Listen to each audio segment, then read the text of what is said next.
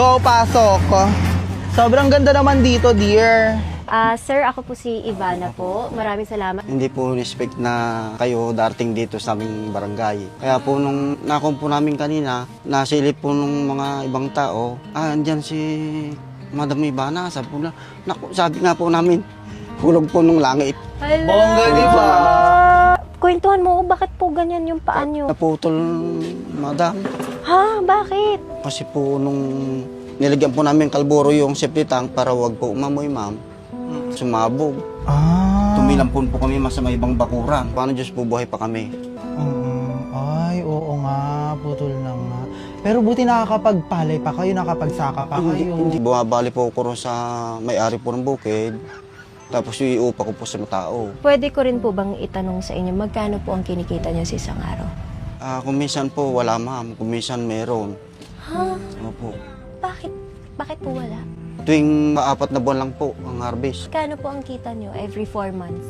Ang hirap po pang 4 months po, ma'am, yung matitira lang. Conforme po, ma'am, kasi kung minsan medyo mahina ang ani, Magkano ang presyo? 14... 14 pesos? Opo. Nalileft out ang mga farmers natin sa, alam mo yun, kita. Yung gastusin sa bukid, mataas naman po yung pataba, mataas naman yung kagaya po, pagkaala pong tubig sa niya, yung pong bomba, kuryente. Sir, magkano po ang malinis sa mga magsasaka? Magkano po ang kinikita nila kada ani? Kada 4 na buwan? Mga 5. 5,000? Opo. 5,000 divided by 30, 60, 90, 120. 41 Kuya, pesos per 41 day. pesos ka per day.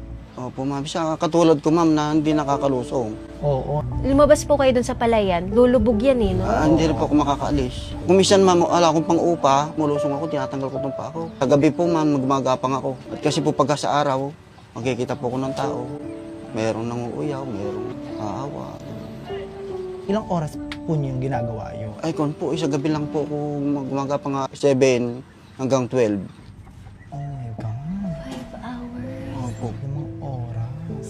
Kumisan pa nga po inaabutan ako mga nangingilaw ng palaka dyan. Di ba kayo nagkakasakit? Nagkakaano? Nagugultang. Dahil gumagapang po kayo sa puti? Ayun lang po, talagang ganun po. Sikripisyo po. Sa Ilan po pamilya. anak niyo?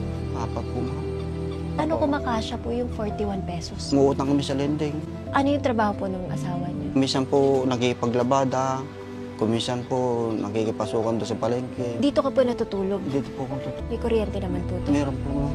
Pinalagyan po ng may-ari ng bukid. May electric fan ka naman po dito. Silimpan, ma'am. Asawa niyo po, yung pamilya niyo. Doon po sa baryo, ma'am.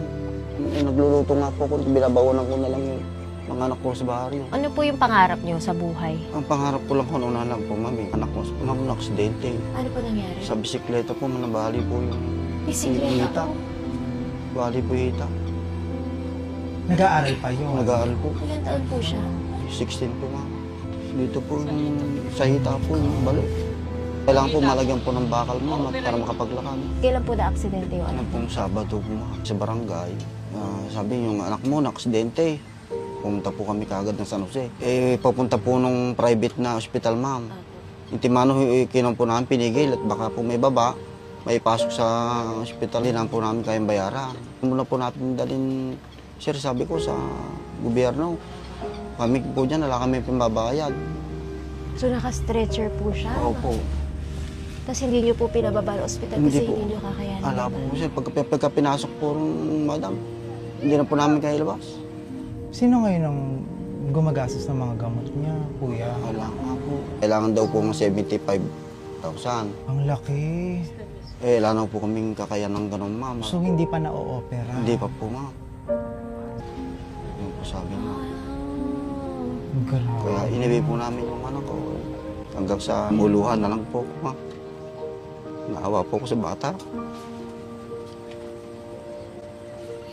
Kaya po nagpapasalamat ako. Tulog po kayo na langit sa amin. Naman, sir. Sa pangarap mo ay bigyan ng bakal yung paa niya. Opo, madam. Para po makapaglakad po. Sir, ayoko naman. Na ano Hindi po. naman po ako. Hindi, okay po. Anong panawagan ng mga magsasaka ngayon? At Yung nga bilang po, magsasaka? yung nga po ang kinuha ng mga magsasaka sa presidente po natin. At siya po kasi ang nakakakuha ng mga presyo ng mga pala. Makita lang po sana niya. Sinabi niya po kasi na tututukan niya itong mga farmers. Okay lang po ba at ipakita niyo po sa amin kung paano po yung ginagawa niyo, ano pong proseso niyo? Opo, madam. Hindi ka naman na-judge dahil po sa kalagayan niyo po. Hindi naman, huwag ka magtrabaho sa amin. Minsan po, hindi kaya niya. Putulang pa niya. So dahil doon nawalan pa. Pero ako po yung ng nakakaunawa, pagkakataon. ayun po, tinatawag ako sa inyo po. Mga partners Wow, natin. wow. Sige po, sige po. Maraming Para sa amin po salamat talaga Sa yan? po, Kuya. sa inyo po talaga. Thank you Opo. po. Sobrang salamat. Alam mo, yan talaga masasabi natin sa mga Pilipino talaga.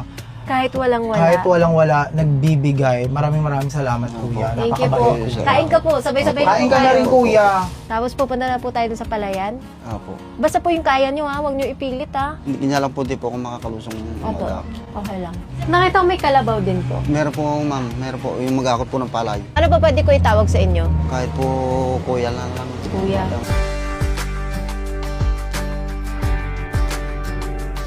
So ayan po yung palay.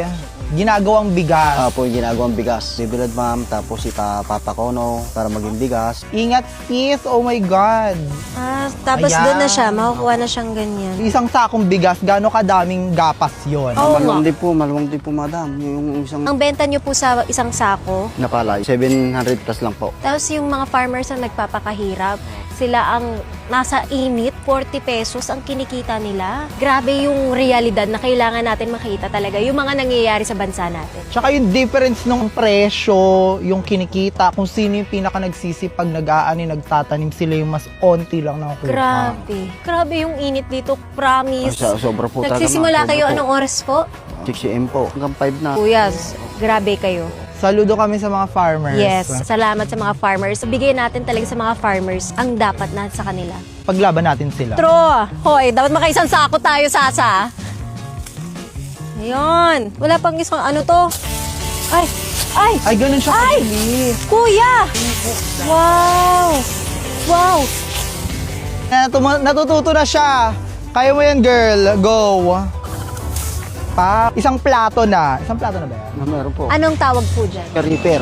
Reaper. Harvester. Para mas mabilis. Opo. Akala ko naman nasasakyan natin yung traktora. Bakla dito, atake natin. Ano to? El Pabagalindat. Nakakalok. I'm a witch. And I'm a bitch. Sasakay kami ng Reaper para ma-experience din namin.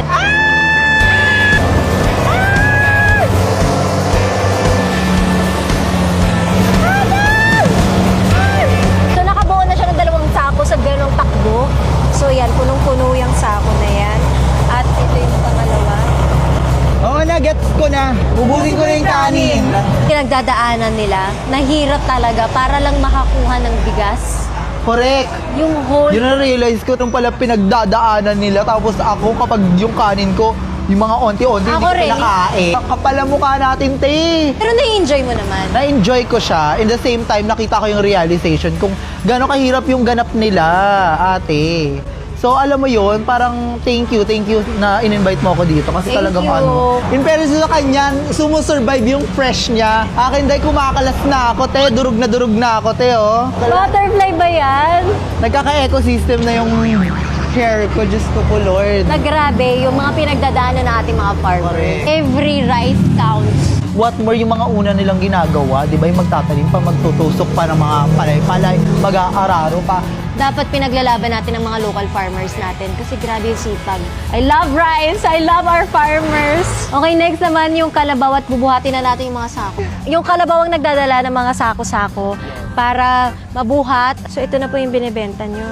Etong buong sako, meron na siyang isang sakong bigas. Wala po, ma'am, madam. Wala pa to? Wala pa po, kalahati lang. Mga 25 kilos. After nito, ano po ginagawa para maging bigas siya? Binibilad po, madam. Yung po, pwede na po ipakono, madam. Tara, buhatin natin, che. Hindi, Mama, mabigat mabigat. po, madam. Mabigat po yan. Sobra. Mabigat po. Wait lang, sandali, kaya natin to. Wait lang, 1, 2, 3, go.